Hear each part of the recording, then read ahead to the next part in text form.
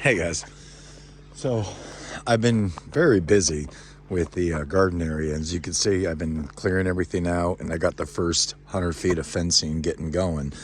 But what's taken so long is these stumps.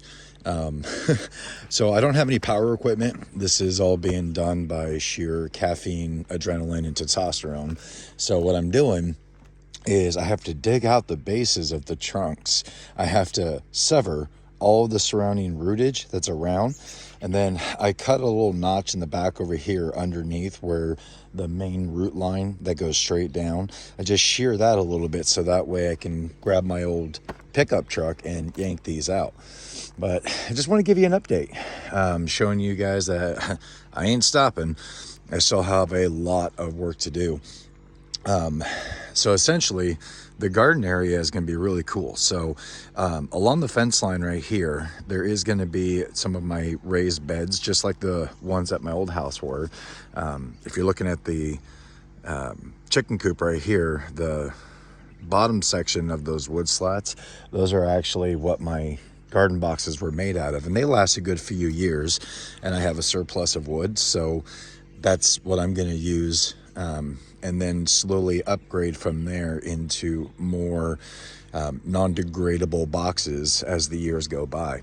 But I just want to give you a little bit of an update and say, hey guys, I'm still very much active and working hard getting this all set up. Well, another one down. That one was pretty easy. So I've got that one out. I'm still working on that big bastard right there. I mean, I'm going to do this one, probably leave this one right here, to tell you the truth, just trim it down more flush with the ground, and then get all the little vertical sticks out of the ground and start leveling it off. Well, another one down. So yeah, it is fascinating when you start to remove stumps and you see the real build and construction of how a tree is formed under the ground. It is actually truly fascinating. How strong and load bearing their trunks really are. When you start ripping them out by hand, then you can really tell how much work it really is. So I got that one done today and that one done today, which is that one from right there. Just got to keep going down. I've got that main one there, that one there, and then that 5 cluster there, and there's 2 more right back over there before this is ready to grade down and flatten. So, well, that one's gone. That one was a chore. That one took me quite a bit of time to do. You can see the root cluster right here. She's a big one. But another one down. I wanted to ask you guys a simple question. How are you feeling? How are you guys feeling right now with what is going on in the world? And are you okay? Just remember that no matter how chaotic and everything the world can really become, we can still control our own emotions. And don't get caught up into ideology or stance in political standing or anything like that. I know a lot of y'all might sit there and think that I have a particular ideology in life, and that's actually not true. So for me, I like to think that everybody can have their own opinion and have their own ways of dealing with things.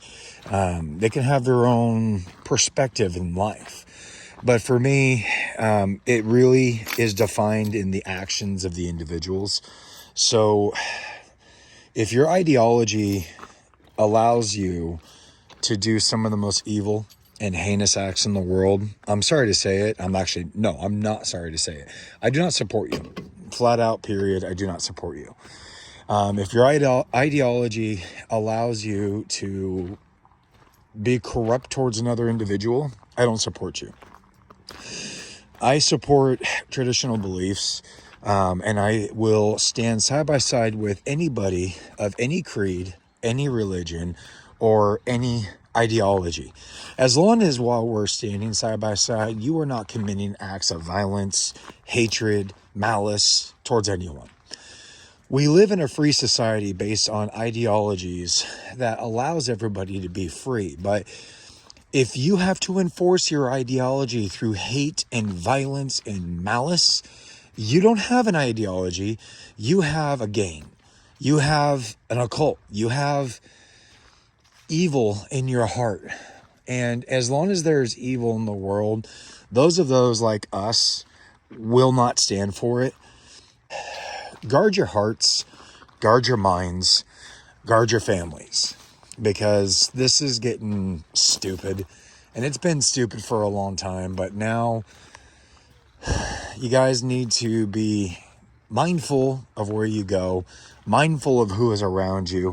And to tell you the truth, you need to be mindful about the people that you're listening to, because hate can come into your heart through the words of other people. And that's actually what is happening right now. I mean, we have American citizens, once again, burning shit and causing problems because of an ideology that they weren't even born into.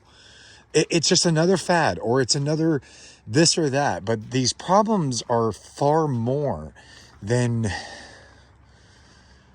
one side versus another. This is a really deep and cultural issue we have. If these people are just jumping up and jumping on the latest bandwagon, it's not because of the ideology that they're doing.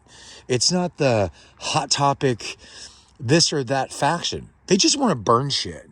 They just want to cause harm, and they just want to cause problems. And I hope you guys are focused on that, and make sure you have a plan.